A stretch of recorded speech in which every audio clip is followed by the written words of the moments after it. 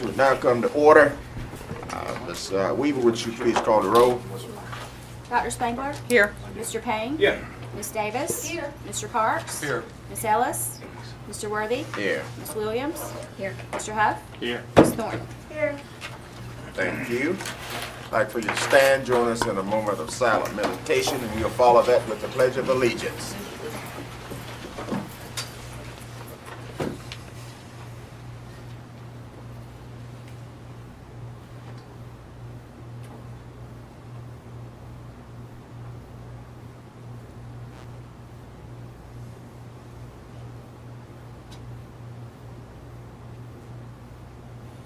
Thank you.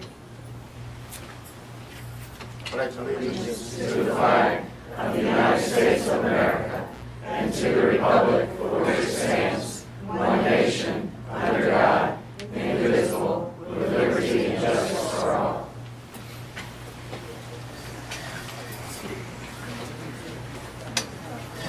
Okay. Do we have any amendments to the agenda? Any amendments to the agenda? No amendments. We don't have any We amendments. just amended, Mr. President. Yes. I'd like to add, executive session to the agenda. All right. He didn't specify purpose. Well, Personnel. okay. So that would be 38.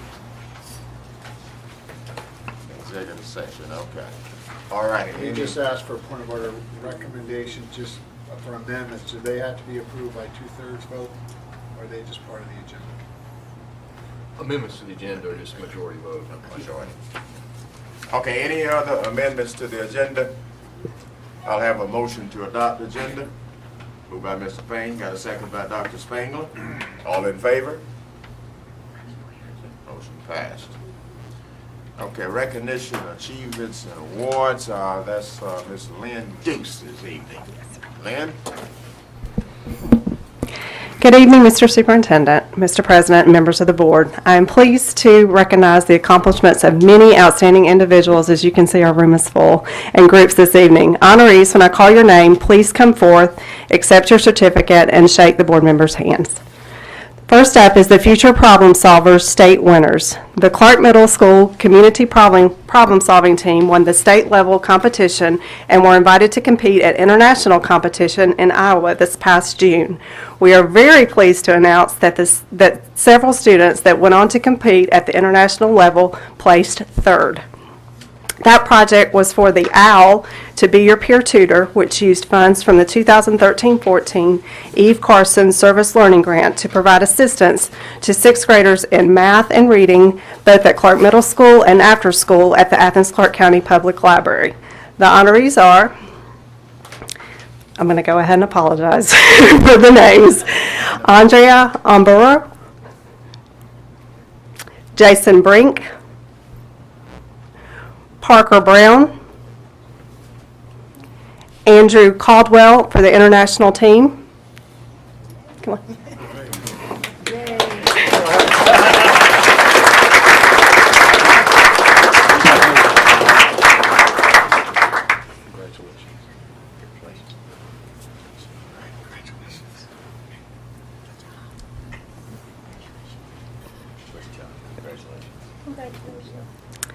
Graham Collins, Isabella DeMarco for the international team, and hold on, and she placed first in the middle division of the multi-affiliate Global Issues competition, in which she was matched with students from other states and countries to solve a future scene. Now you can apply. That's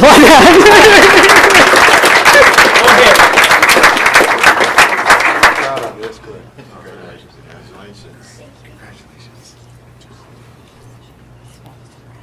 Congratulations.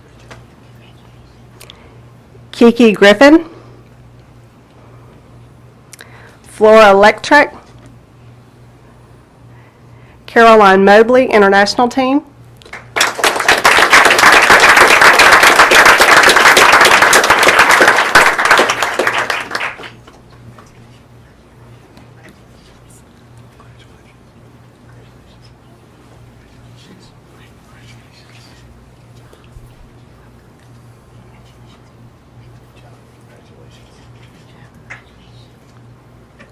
Nicole Pastor,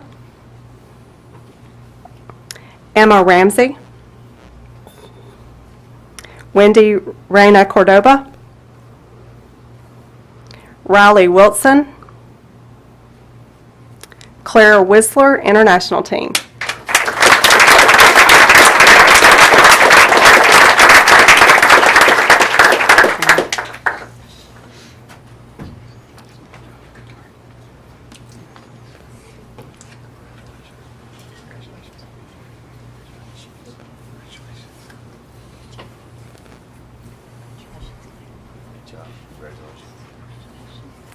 And the coaches for the team, Natalie Guerin and Michelle Vecchio Weinmaster.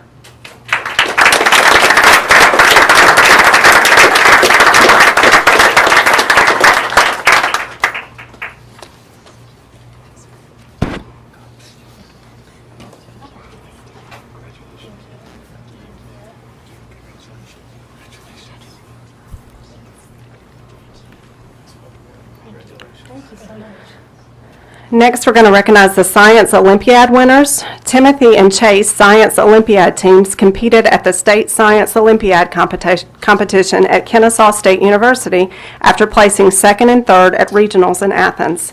At the state awards ceremony, Timothy placed second in what went by. There were a total of 66 teams that participated, and tonight we have representatives from both teams. First, we'll do Chase Street Elementary School third place regional winners. The team also placed at the state level for straw towers and water bottle competition. First up, Nathaniel Favors.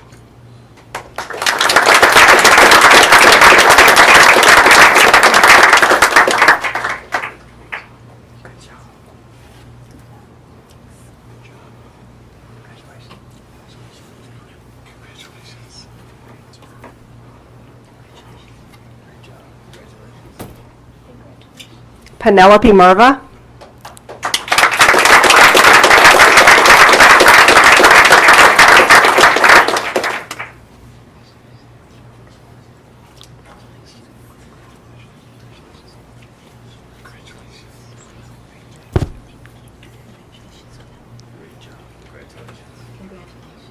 Scotty Randolph.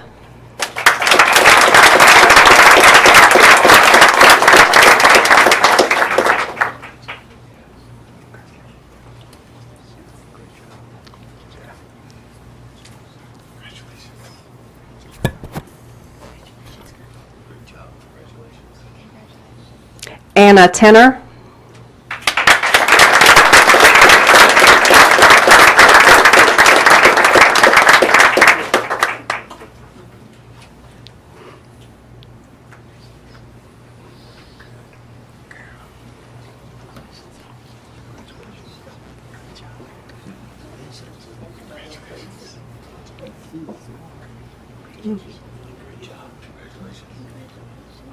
And they were coached by Chris Sugiuchi.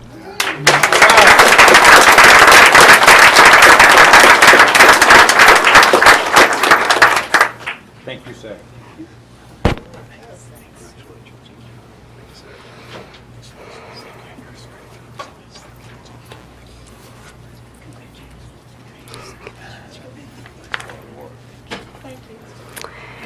And the Timothy Road Elementary School's second place regional winners, second place what went by state winners, Marley Bain.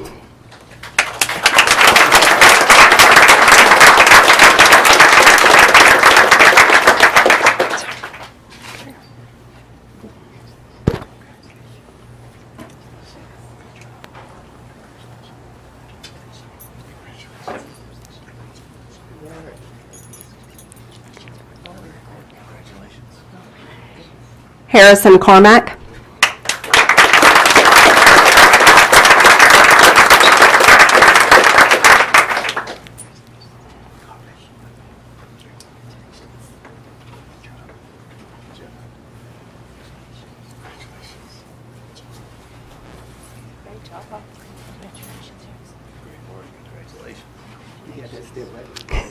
Gretchen Hinger.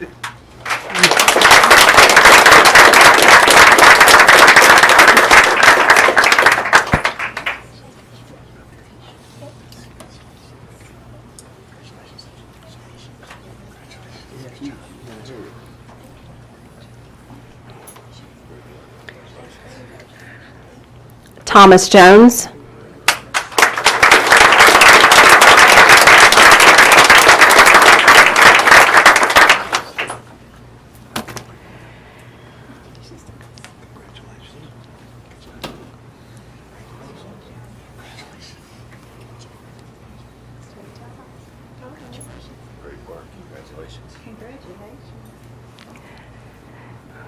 Natalie Shalinkelman.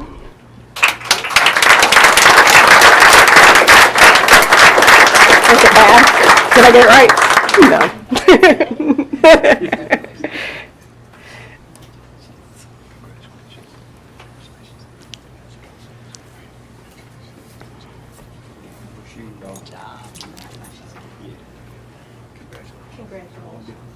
And this team was coached by Rima Capra.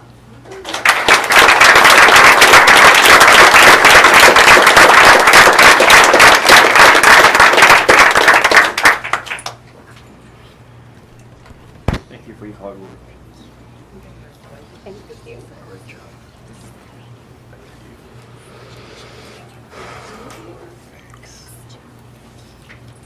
Thank you.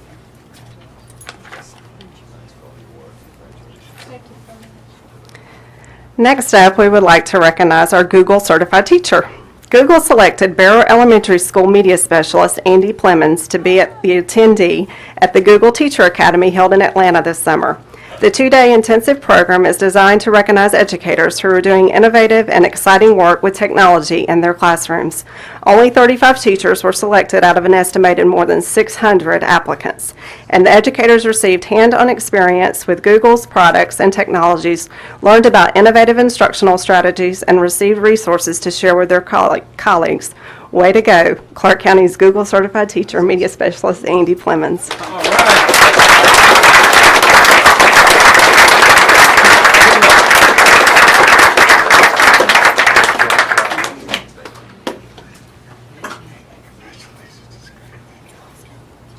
Nice job. So proud. Fantastic work. Congratulations.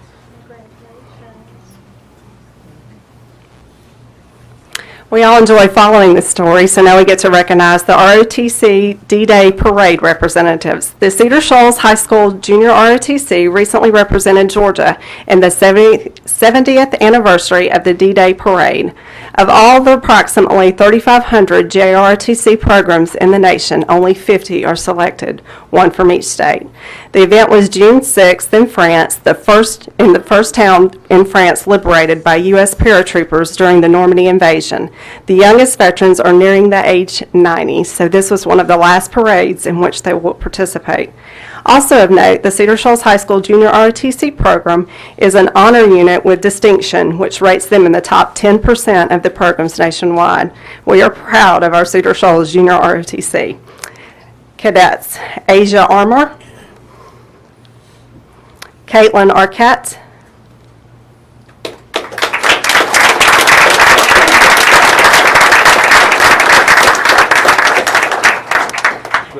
Jessica Balver,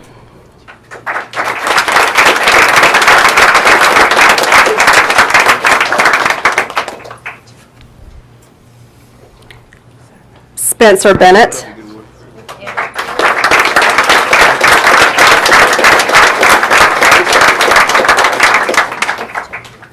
Ben Bruner,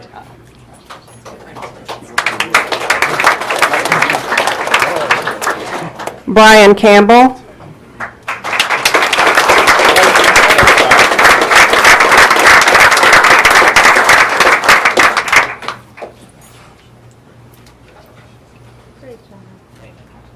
Gianni Chambers,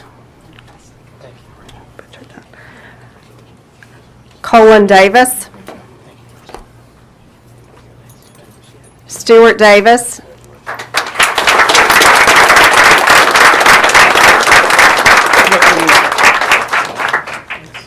Quentin Elder, Quentin Green,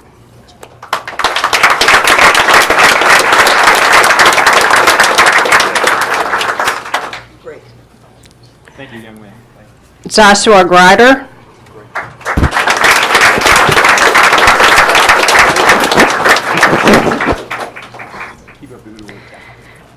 Dartavius Harper.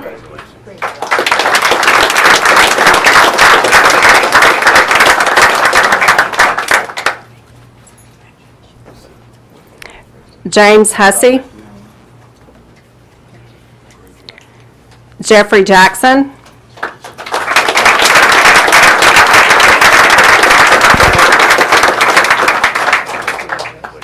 Sam Jones. Adarius Maxey.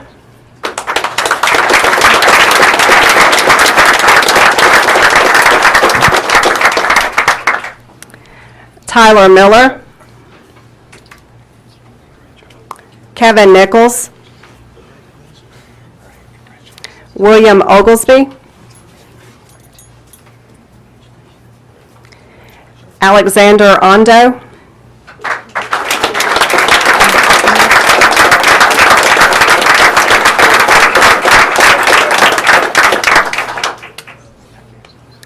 Jason Palma.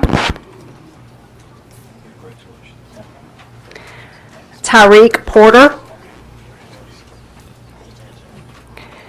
Miriam Ramos. Bryson Ritchie.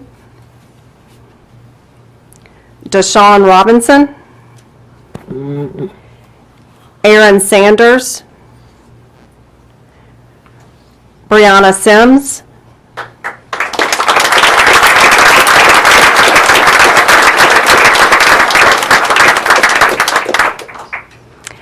And Adam Smith.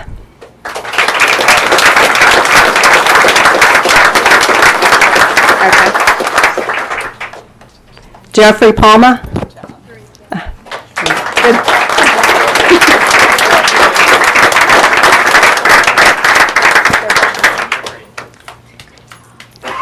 And chaperones for the trip were Kiwana Clarke, Marta Cleveland, Sophia Dalton, Scott Grider, and Glenn Knighton. Please come forward.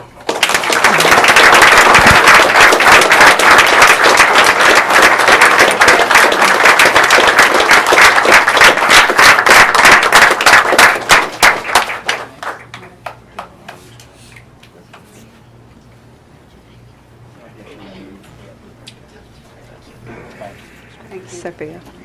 Keep up the good work. Sophia.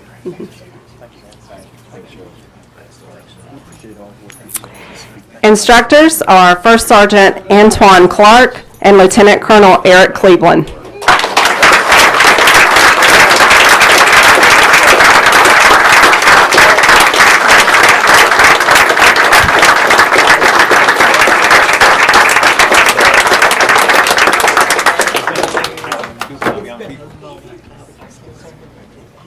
Keep up the good work.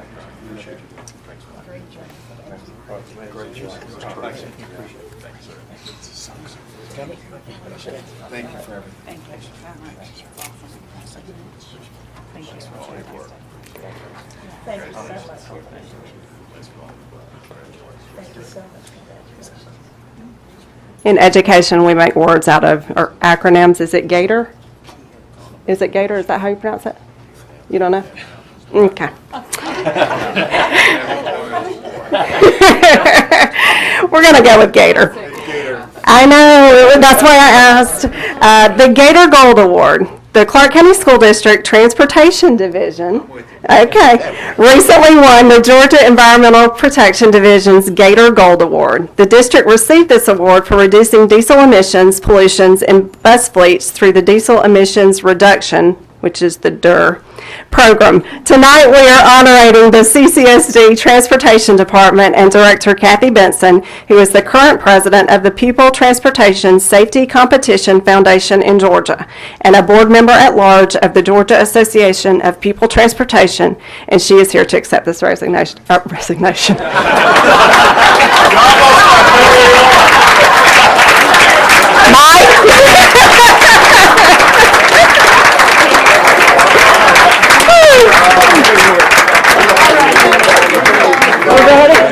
We're done. In case y'all don't know, I'm subbing for this job, and I'll never be asked to do it again, I'm sure. Thank you. Thank you. Let's give everyone a round of applause again.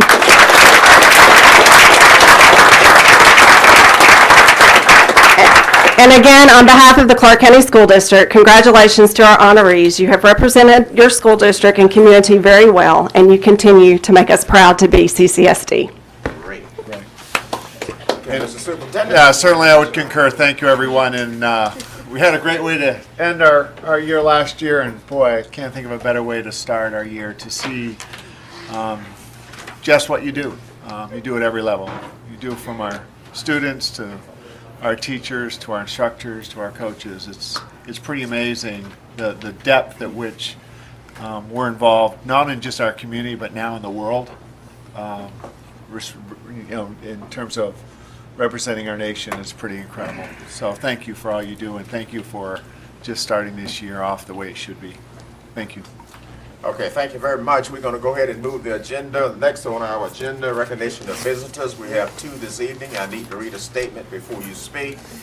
Speakers will be limited to 3 minutes. Dr. Spangler is our timekeeper. A yellow caution card will appear when 1 minute remains.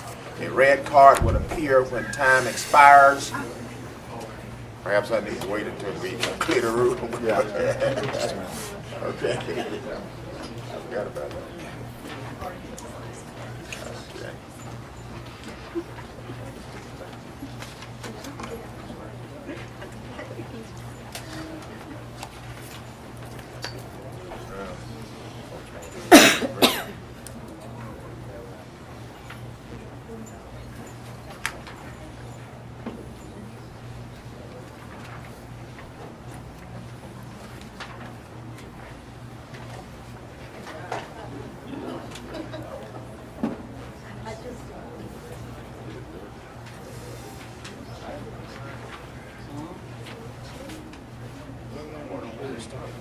Great.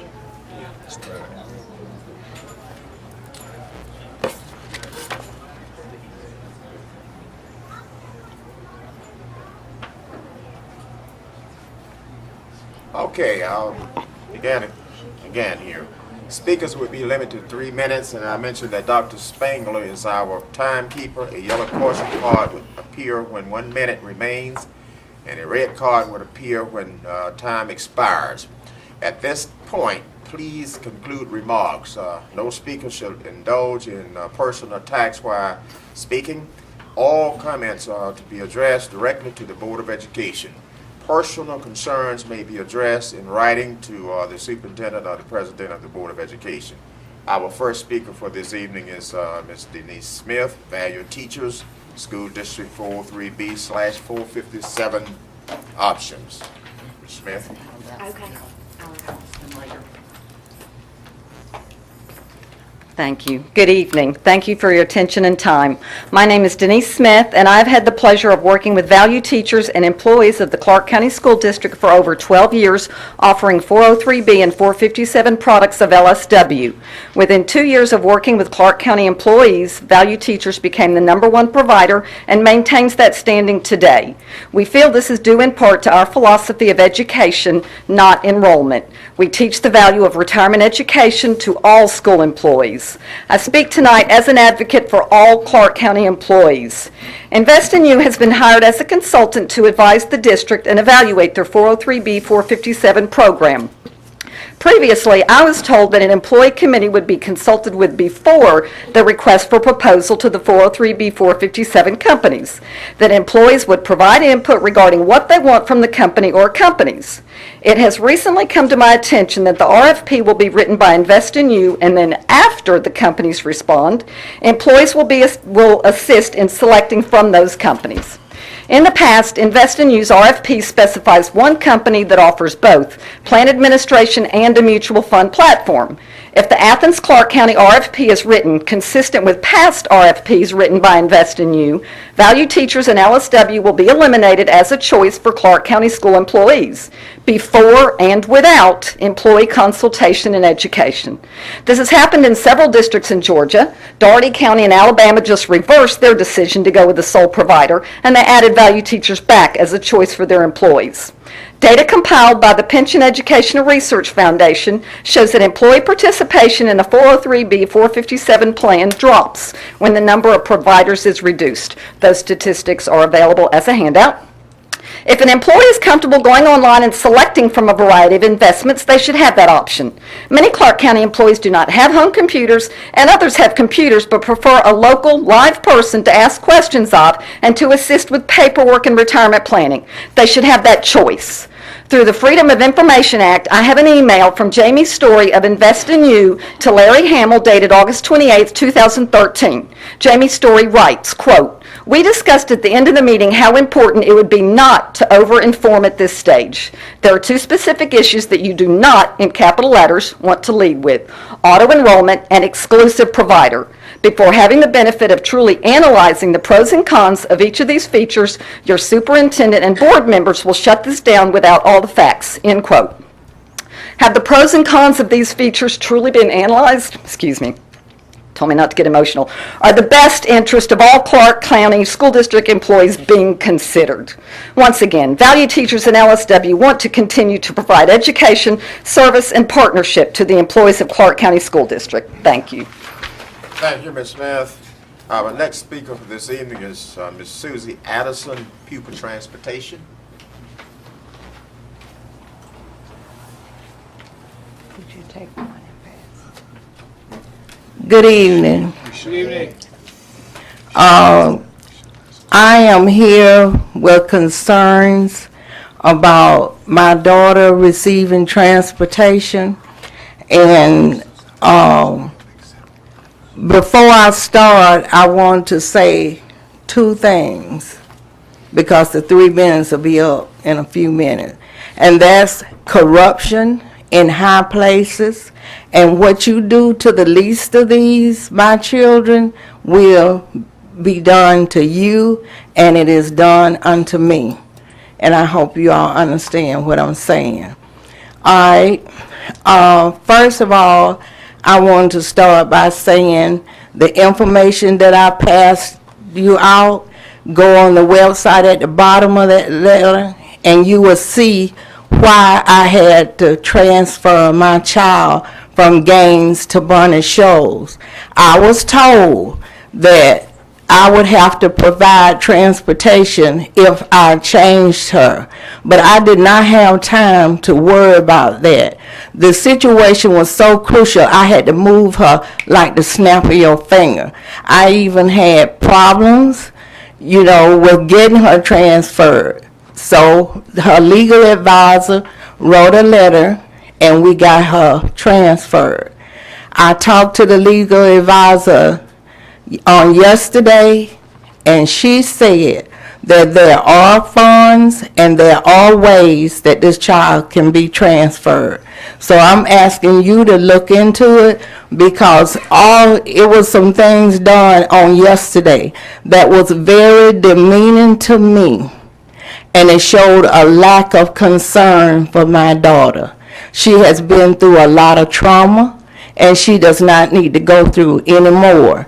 And if you would like for me to meet with any of you all privately, I can meet any day except on Mondays and Tuesdays, because this is a very crucial situation, and I'm trying to do protocol, go up the ladder and do what I have to do without legal things happening.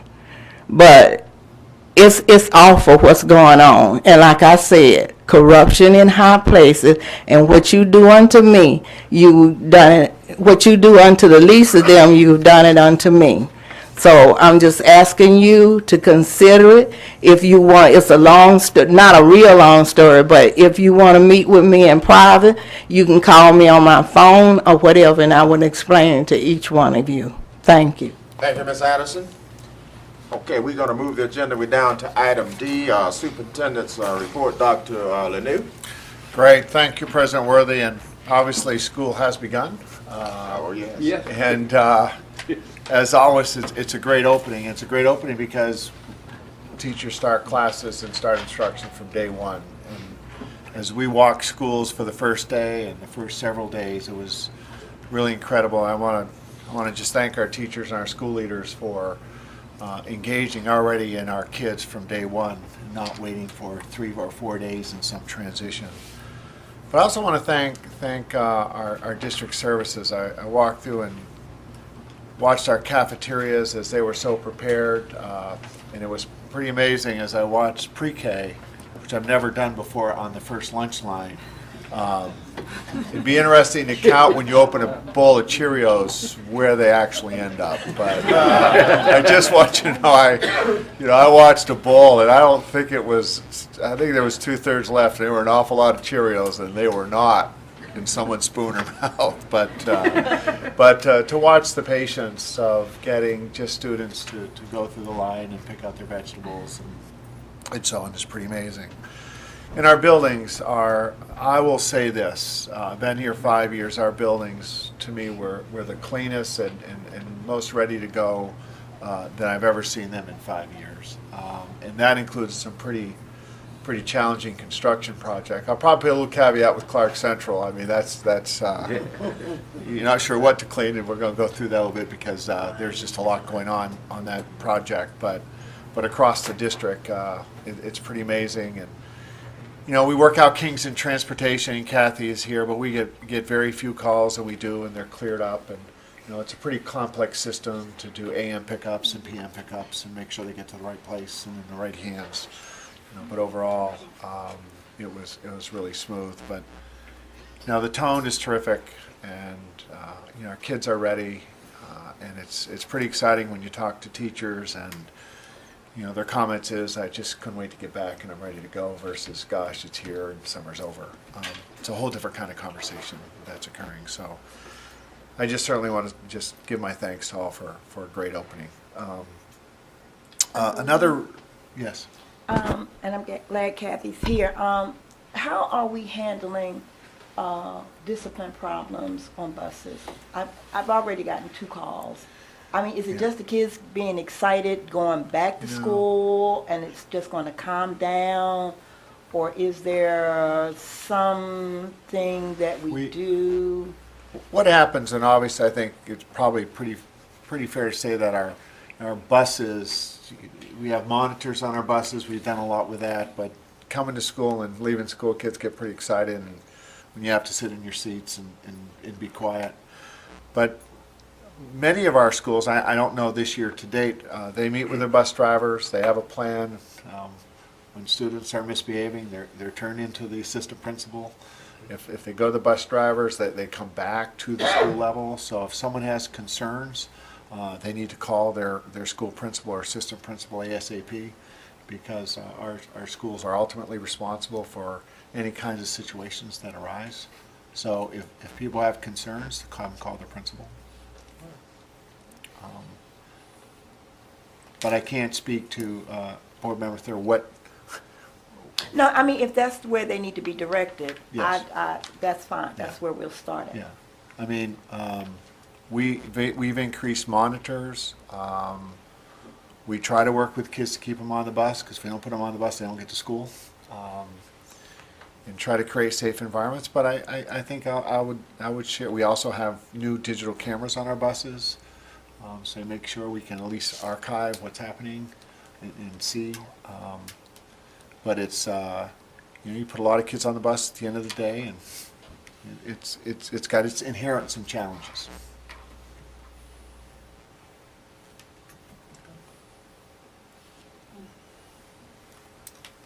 Okay. Recognition. I sent a letter earlier. I couldn't be more pleased at.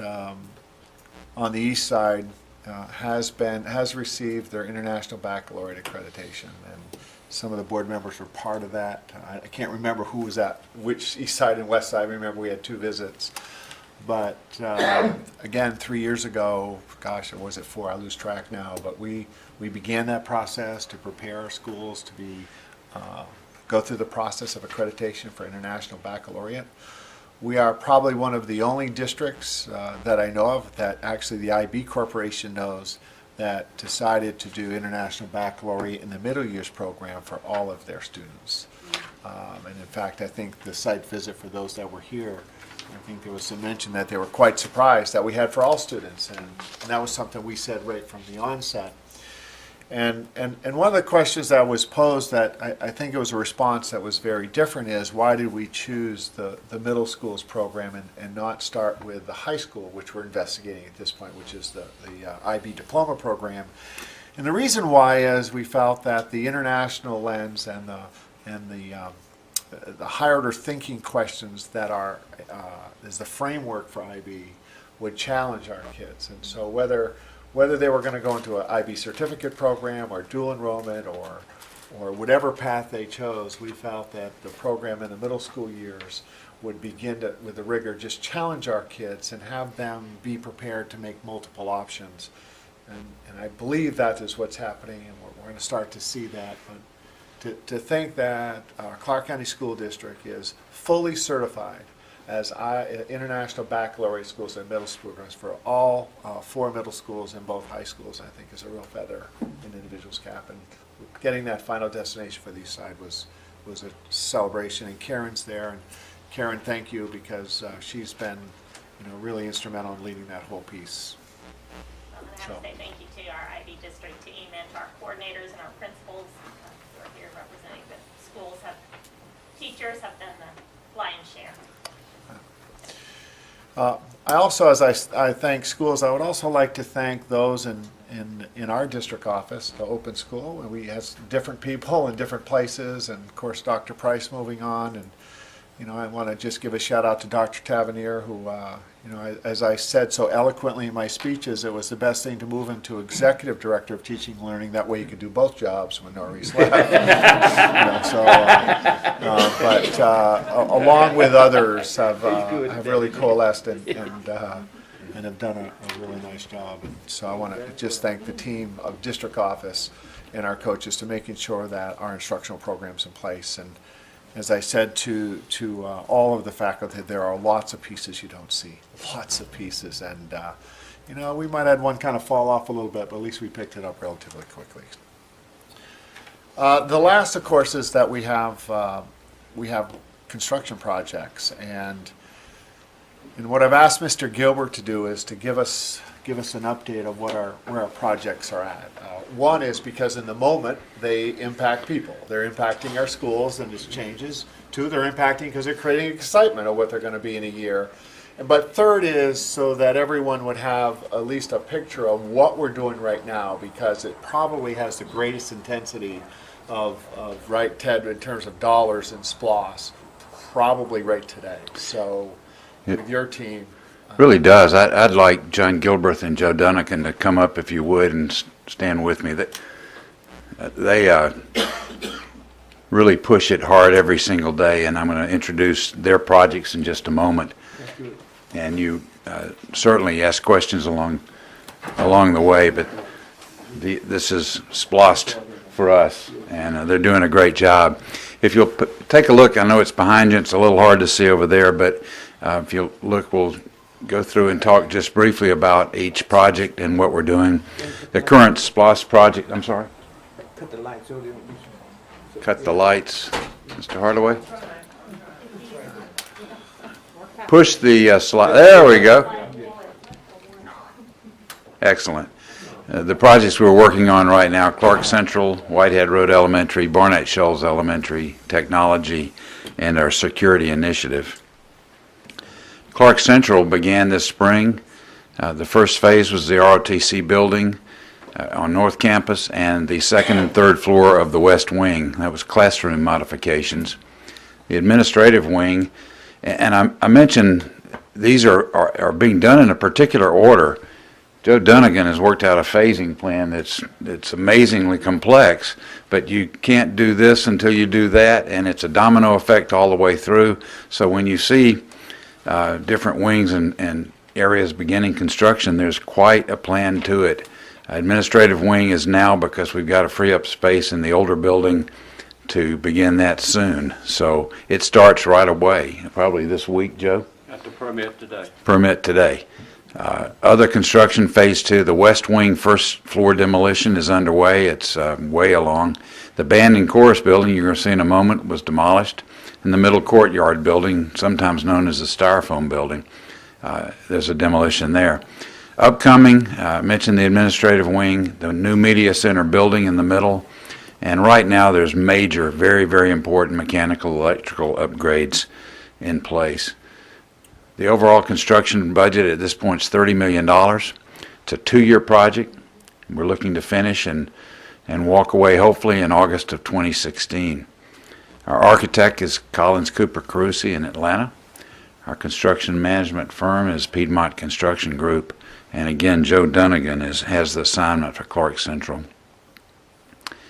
Just a few photos. Photos are better than me talking or words on a screen.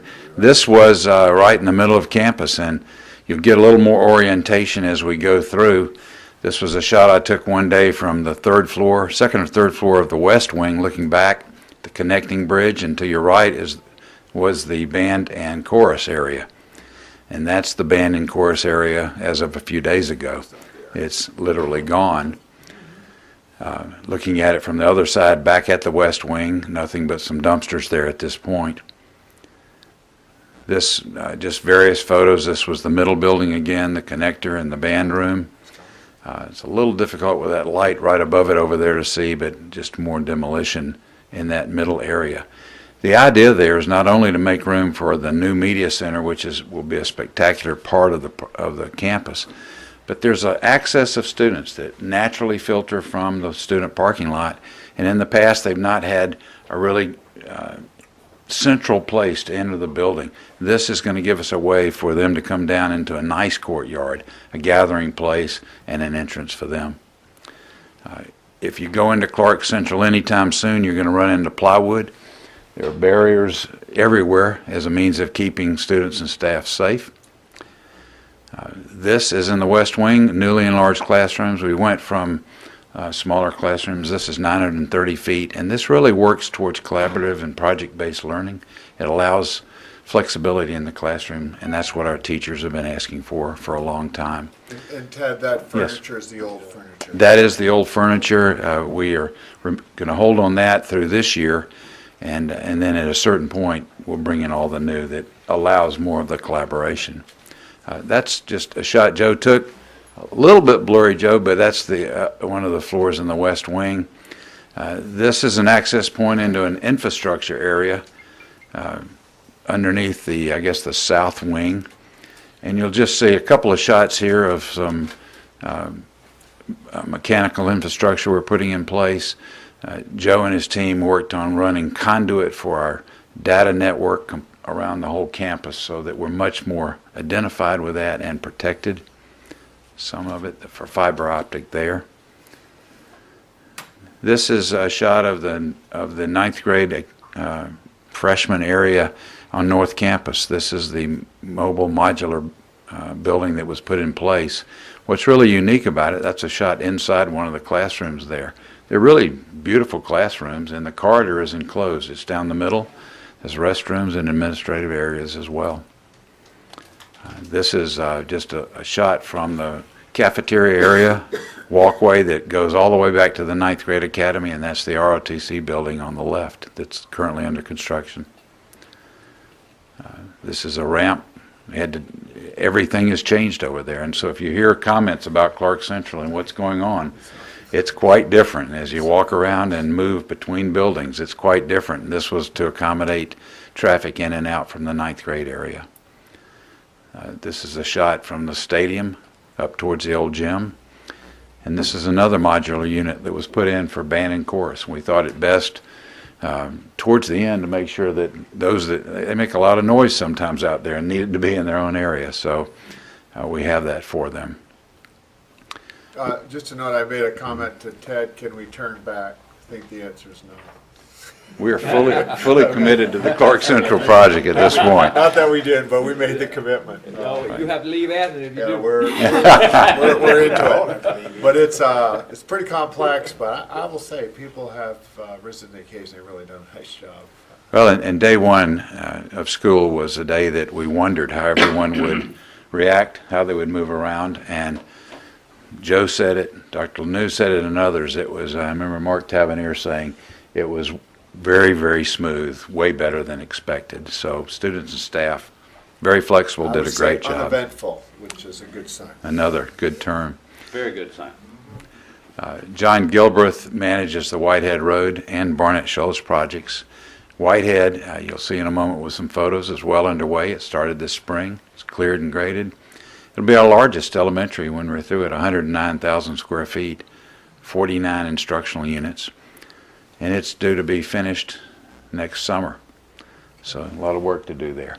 The architect on that one also is Collins Cooper Carusi, and R.W. Allen company here in town is doing the construction management. It's a $16.4 million construction. That's an overhead from of Whitehead Road before anything started, and that's an aerial. July? I can't see that. I think it's the 9th. Yes. Here's another shot. So if you look up at the top portion, you see the existing school still in place. Nothing's changed, fully separated from the construction site. But you can see the size and scope of the project. Here's just a few shots from the site right now, mostly clearing, grading, and in that one you can see some retaining walls and foundational issues already involved. And then that's what it'll look like when we're through. It's going to be a beautiful campus. To the right of that would be the existing school, but as you can see, I think it's great for Whitehead Road. It's great for the community. It's going to be a spectacular school. Really excited about it. And John, I know you've got to run at one. You tell me when you need to. If you need to, just slip out. I know you've got a son to pick up. Barnett Shoals really started in July. It's underway now, the demolition. We're taking down, as you know, the old building. That'll happen in August and September. And then new construction, start with a site package and then a foundation package and then the building package right after that. And we're looking towards a completion in November of next year. The overall construction budget, $13.6 million. Goodman Slyke is the architect out of Atlanta, and Piedmont Construction Group is the construction management firm, and again, John Gilbreth managing that. That's an aerial shot of Barnett Shoals as it existed before we started demo. Actually, aren't going to see anything of demo right now. It's all interior work. But that's the new plan. I did see 2 bulldozers. Did you see some? Well, Some sort of bucket truck looking thing. It's getting close. the excavator's there. Is it close? Things down. Fantastic. Well, it's going to go pretty quick and it'll be very exciting. And I know that Barnett Shoals as a community, they are really anxious for this to start. I don't know if I have a pointer on here, but if you look out front, the streets along the right-hand side, and you can see that what we've been able to do is with a deceleration lane and interior loop, I think we're going to manage the cars and the pickup and the drop-off very, very well. That's been difficult at Barnett Shoals for a long time, but I think this captures that.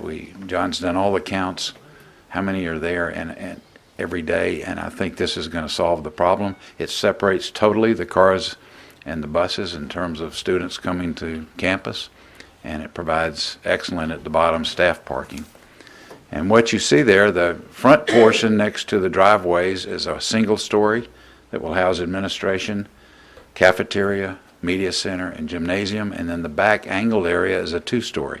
So it'll have much the appearance of a Timothy Road type of building, not necessarily in its look, but in its style. Mm-hmm. So you can see all of the instructional space is in the 2-story building on the back side, and it incorporates all of the features that we've gotten used to since Witt, Stroud, and Barrow came with the changes. That's the second floor. I'm sorry it's a little bit small, but that plan was presented to the local building committee and has been signed off by really everyone involved, the Community Oversight Committee, everyone at the local level, the principal, Mr. Payne, myself, and others. John made us all sign that night, so we're fully committed to this project as well. It's going to be a great project. A couple of last items that are very, very important. Technology infrastructure. Right now we're in the midst of wireless upgrades throughout the district. The first 2 schools actually 3 schools, Taylor, are on the docket first, and then everyone will have a complete new state-of-the-art wireless system. And then we're also doing building level switches and network infrastructure. And then we come back and we do more work here at Mitchell Bridge and other system upgrades. So lots and lots of work on the backside to support everything we're doing with students in the classroom. There's a lot that needs to take place for all of that to work very well, and it's well underway. And then I'd give you a quick update on the security initiative. Our campus radios, or our district-wide radios, I really should say, they've been distributed. All of the radios are out there. All of the systems are in place. We're in the final stages of the radio amplifiers that make sure that all of the signals that are, say, at a Whit Davis are outside the building, but they also go to every space within the building. And then we did a digital video camera system Dr. Lanou mentioned earlier on all of our buses. Those are complete and done and on the road now. And it's a wireless system that when the buses come in, events that happen and occur on a bus, that information can transfer to wirelessly into the office. And it also has event markers, so if there's any issue that happens on a bus, the drivers can, I guess it's press a button, I don't know how that actually takes place, and it marks that as an event so that we know exactly and can access it very quick in terms of video and audio. And last, you see handheld radio distribution. We wanted to make sure that every school had extras that we had. In these days, we want to make sure that staff outside with students had radios, and we wanted to make sure our cafeteria staff, oftentimes they're set aside in the kitchen and may not be aware of everything else that's going on, so they have radios as well. So that's our SPLOS initiative right now. Do you have any questions? I went through pretty quick, but I'll be glad to answer any questions if you have them. Just wanted to make sure you were updated on what we're doing. Good. Thank y'all so much. Yeah, we did yes. a groundbreaking ceremony at Clarke, Century, and also Whitehead. Are we going to do the same thing at Barnett Shells? Yeah, once the building's taken down, we'll schedule that. Figure it'd be nice to have a nice clean site. I've already talked to Jennifer Scott, the principal, about kind of organizing something, and we'll probably end up busing the students over in the morning and have something similar there for them. Yeah, the reason I was raised that question because with Clarke, Century, and Whitehead, we got some, I would say, excellent publicity out of that, keeping the public informed about SPLOS. Those are a lot of fun, too. Yeah. Probably end of September, we're looking to schedule it. Okay. Right. But again, just want to thank this team because, you know, the details, I'll give you an example. I was talking to Joe and it was buses, handicap. They didn't go to the back place. We got to put them in the front. We only got one curb cut. Said, what about this next curb cut? No, I have that tomorrow. It's all set. I got it. You know what I mean? So just trying to think ahead, and it had enough to make sure you get it planned and scheduled to be done. So, and it's just, you know, it's just a lot of pieces, and it's really been good work. And I'd also say for Joe, and this is true of John as well, but particularly at Central right now, I think every staff member knows Joe Dunnigan. And that's a good thing and that's a bad thing sometimes, but he's really done a great job. It might be more as, where's Joe? Where's John? We got a well, you'll get that soon enough, John, in the next project. Absolutely. And the final that goes along with the tech piece, and my final is, if you didn't know, we're doing 2 pilots right now. We're very excited about. The first one is we'll be training and we're working with 7th grade math. This is the development of the New States Learning Solution. We are the pilot in the state. We are the ones that, because of our team, will begin to put this together so it's prepared to roll out statewide. So that would give 1.8 million students access to a learning solution which is integrated in with the SLDS, the longitudinal data system, and would match resources and allow teachers to push out content and lessons digitally. And it's pretty exciting, and I'm just pleased that we're part of that process. The other is that we are also piloting a software program that we've been involved with from day one with Triumph Learning. They're out of New York. It's called Get Waggle. It's a personalized learning system that's very different than all the others that we have worked with, but we've been part of the development phase for that, spoke with them today, and we will have that available in our middle schools and, no, 6th grade and 5th grade, 6th grade and 5th grade, right?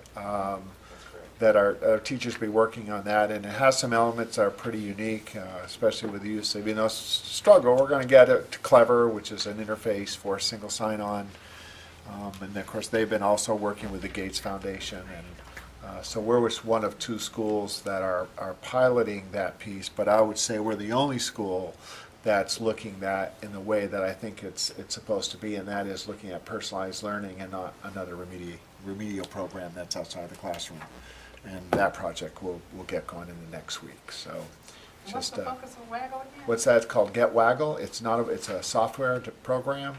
It's different than a remedial. It's called a personalized learning system where students can go back and loop and get information, and it's something that teachers work with in a blended model. So it's not like go do your remediation, because our goal in personalized learning is to link personalized learning with student efficacy, where kids really get real-time feedback, and teachers are facilitators in that, and it's very different than what we've done in the past, which has simply been sometimes, if I don't get in my classroom, here's a computer program that you can work from, and I think we're moving drastically into this other direction, which aligns to some of the work that's happening nationally.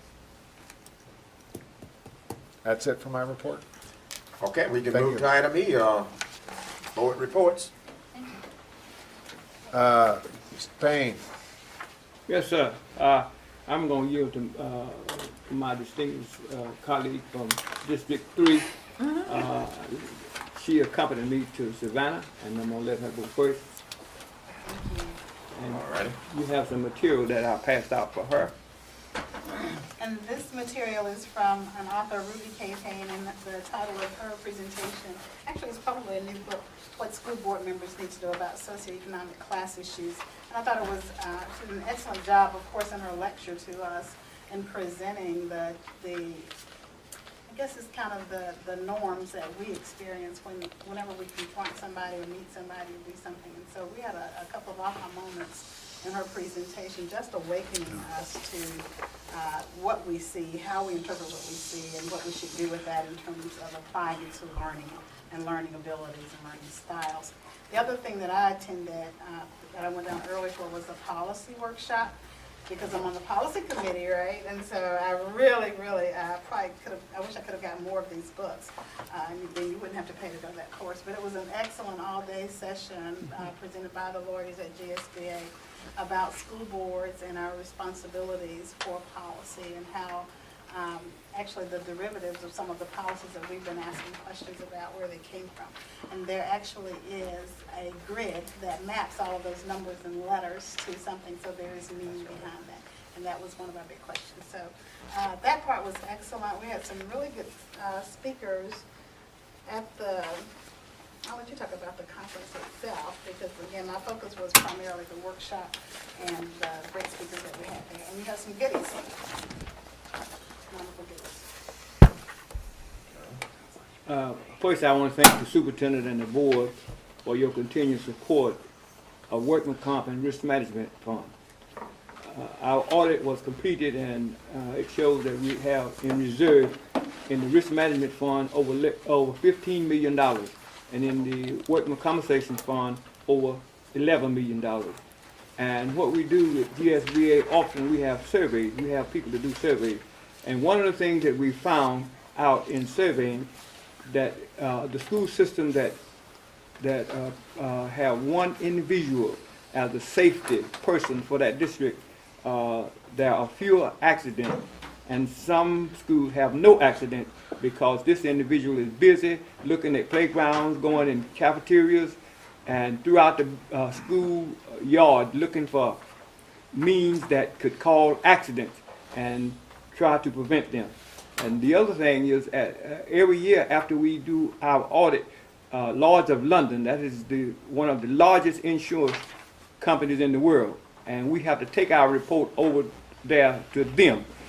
They won't let you mail it. You have to carry it. So and we got a good report from them, and we on good standing, so you don't have to worry about it. We are backed up to the hill. Right, hear that? Now, number two, secondly, I want to report on the NSBA. She reported on the GSBA summer conference. And after the summer conference ended, we hosted the NSBA Southern Regional Conference. And I stayed for that, and she did not stay.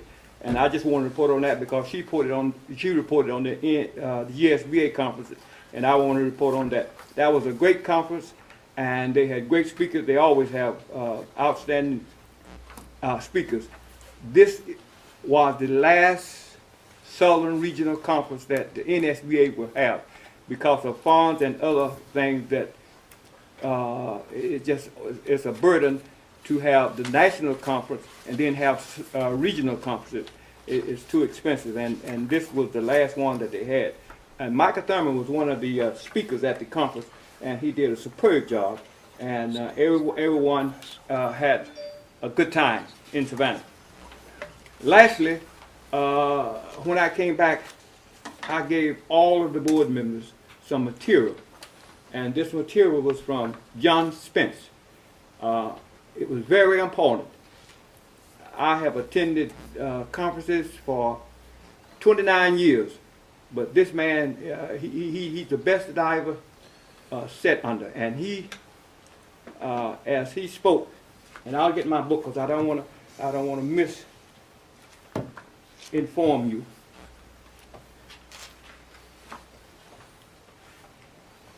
And his topic was focus on education lecture and the leader of the future. That's what he talked about. And as he outlined leadership and leaders, and I said, this man must know Dr. LeNew. I said, I believe he know Dr. LeNew. He said, you can't lead unless you're out front. So you have to be out front. You have to be honest. You have to be a leader that have people following you. See, if you're out there by yourself, you're not a leader. And he was just outstanding. There was standing room only. This was a great big, it wasn't a usual room. I didn't know the man. That's the first time I had. Mr. Worthy and I, we always get together and we pick out the topic that we feel is the best that we can bring back. And so these are what I picked out. And the place was packed, and it was quiet as a mouse. And this man, he is just outstanding. You're almost spellbound as he talks and tells. He's been all over the world. He has spoken at every outstanding university all over the world. And he flunked out of school. And he realized after he flunked out, he said, you know, my whole life is ahead of me, so I better get myself together. So he got himself together, and at 27 years old, he was CEO of the Rockefeller Foundation at 27 years old. And from that time on, he has been CEO of many corporations. And he's just an outstanding man. One of the things that really impressed me was the fact that he reads 150 books a year. He receives 300 emails a day. And that material I gave you, all you got to do is go on your computer, go on your iPad, and send him an email, and he'll send you a list of all it. It won't cost you nothing. He'll mail it to you. It won't cost. Only thing that will cost is his books. But all the material, all the speeches that he made at Harvard and all other places, you can get them free. And he's just an outstanding person. There was, I hope I get this name right, the lady that was appointed CEO of I'm trying to think now, Xerox. The first female CEO of Xerox, she called him. She said, I've just been appointed CEO of Xerox, said, I need some information. He said, well, said, give me a date. And he got on the telephone. He called Steve Jobs, Bill Gates, and Warren Buffett. And he called 2 other people, and I didn't know them. And he said, I'll get back with you. And he did. And so he said, I must have did a pretty good job because she's still CEO. And so this is, please, ma'am, and please, sir, read the material. If you have anything that you want to get from him, it won't cost you anything. Only thing that he said is his book. And he's dynamic. That's my report. Thank you, Mr. Payne. Mr. Payne? Information here. Keep on to Okay, we're going down to item F, policy discussions. Dr. As Levine. you know, and those were available to us last week, those are the policies and regulations that we will make public. Is there any questions on those policies this evening or regulations? Any questions? Barring none, then those will remain for public view for another 4 weeks, in which they'll come back as action items in the September meeting. All right, Action items. okay. That's item G, action items, Number okay. 1, minutes. Yes, we had 3 meetings. Hopefully you've read the minutes on your iPad, and I'll entertain a motion for approval. Moved by Dr. Spangler. We got a second from Ms. Ellis. Any questions pertaining to the minutes of these 3 meetings? Any questions? Hearing none, all in favor? Unanimous vote, motion passed. Okay, item 2, financial report. Dr. Recommend approval of the financial report for May 2014. Okay, recommendation from the superintendent on the financial report from May of 2014. Okay, need a motion on that. Dr. Spangler, second by Ms. Davis. Any further questions on the financial report, other than it's looking good? It's looking very good. Excellent. It's looking very good. Okay. Or have any questions? Call for a vote on that. Thank you very much. Motion passed. Okay. Policies. I'd recommend adoption of those policies as listed. I won't read them since they're in your packet and on the board. Okay, recommendation on these policies moved by Mr. Payne. We got a second on that? Second from Ms. Williams. Any questions pertaining to these policies? Only the policies now. All in favor? Thank you very much. Motion passed. The next, of course, those are regulations and exhibits. If there are any questions on those, barring no questions or concerns, those will go into effect in support of policies. Okay. Recommend approval of the consent agenda. Okay, the recommendation on the consent agenda. Moved by Mr. Payne. We got a second on that. Second from Mr. Huff. All in favor? Thank you very much. Motion passed. Item 35. And again, sent you an update that we had discussed this at policy, did not discuss this at workshop, so it's not on the consent agenda. There's even an article about that, and that's the removal of capitalized assets, the description of why we're there at this point. We discussed it. Yes, we did discuss, yes. We did. We discussed it, but not at the full board level, at the work session. No. And I'd recommend approval of the adjustments and removal of the capitalized assets as described by Mr. Hamill. Okay, as stated, it was discussed in the finance meeting, and you received this on your iPad. I'll entertain a motion for approval of this. Moved by Dr. Spain. We got a second from Mr. Payne. Any questions pertaining to item 35? Any questions? All in favor? Thank you. Motion passed. Item 36. Okay, next, and this was a late addition as well. It's not on the consent. And this is an asset manager program. This is coming from Mr. Hamill, and it's sort of timely coming after the On heels of assets. 35. But we had looked at different options for us, especially from textbooks, that we use Destiny. And that really is tailored for textbooks, and we got more materials from digital devices and et cetera that are much more complex, and thanks to Mr. Hamill took the lead. As we've been discussing, if we needed some real horsepower to really manage our assets and where they move. Our first inquiry was to Destiny. And to be candid, at that time, they were very expensive. So they've decreased their cost by about 66%. We've reviewed it again. We do have money in our budget for it, but I think we need an asset manager where we can track electronically those assets that are more mobile. So I'd ask that we approve the purchase of the Destiny Asset Manager. We use the Destiny for media books, so it's a complement in the amount of $29,474, and those would be from the FY15 general fund. Okay, the motion from Dr. Lanier on Destiny Asset Manager in the amount of $29,474. Have a motion on that?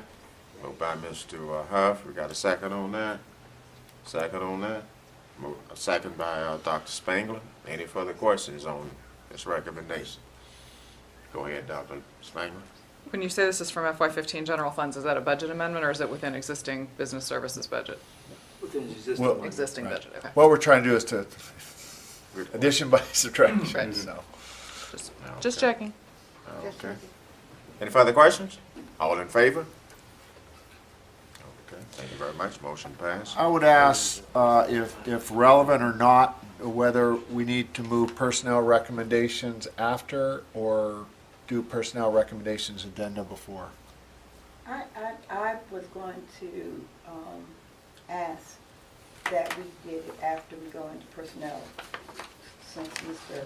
That's Then fine. therefore, I'd recommend that we go into executive session for the purpose of discussion on personnel.